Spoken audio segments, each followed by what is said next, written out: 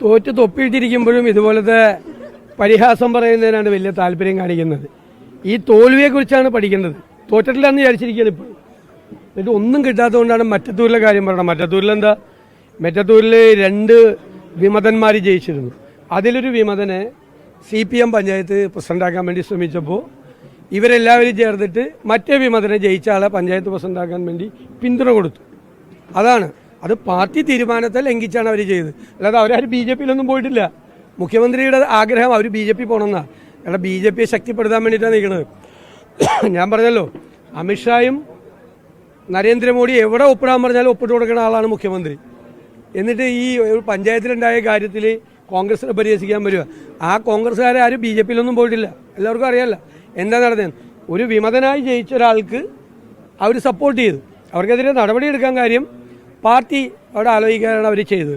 അതുകൊണ്ടാണ് അവർക്കെതിരായി നടപടിയെടുത്തത്. അല്ലാതെ അവരാരും രാജിവെച്ച് BJPയിലൊന്നും ചേർന്നിട്ടില്ല. മുഖ്യമന്ത്രിയുടെ ആഗ്രഹമാണ് BJPക്ക് ആളെ കൂട്ടാൻ വേണ്ടിയിട്ട്. ഇത്രയേ ഉള്ളൂ.